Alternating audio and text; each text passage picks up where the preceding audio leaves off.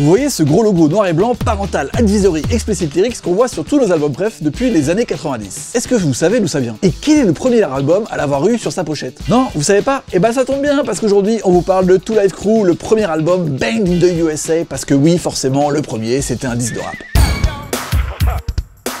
En 1984, Mary Tipper Gore, la femme d'Al Gore à l'époque, entend leur fille de 11 ans chanter à fond Darling Nikki de Prince. Problème, ça parle de masturbation. Tipper Gore est choquée et propose avec son groupe, le Parents Music Resource Center, une alerte à appliquer sur les disques trop obscènes, violents ou orduriers. Après de multiples remous au congrès, ils atteignent leur but avec un premier label à mettre derrière la pochette, Parental Guidance Explicit Lyrics. Pendant ce temps, à Miami, Luther Campbell est un jeune promoteur de concerts et animateur radio. Il découvre un groupe californien nommé Two Live Crew et décide de le faire jouer dans ses soirées. Le contact passe hyper bien et Luther devient leur manager, puis mentor, leader, membre à part entière, sous le nom de Luke Skywalker. Oui, oui, vous avez capté, une référence à Star Wars. Rapidement, le style de Two Live Crew devient extrêmement électrique, caustique et tourné vers les clubs. En gros, ça parle de sexe avec des blagues sur des rythmes super speed. C'est ce qu'on appelle la Miami Bass. Et ça cartonne. Rapidement, Luke et ses amis deviennent des stars en Floride, puis dans les États limitrophes. Mais voilà, Tipper Gore et ses amis, les parents de la morale, ne voient pas d'un très bon œil la musique salace de Two Live Crew. En 1988, un disquaire est carrément arrêté par un policier en civil parce qu'il lui avait vendu un album de Two Live Crew. Pourtant,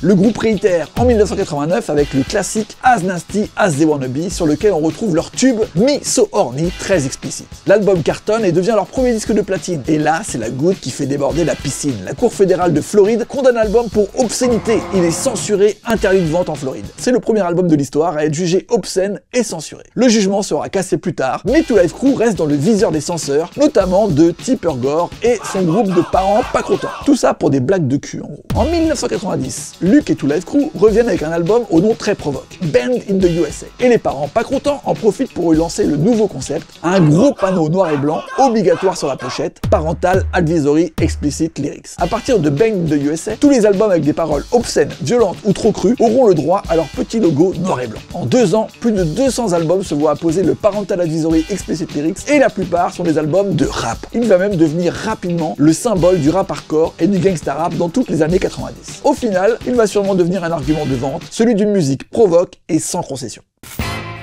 Dominique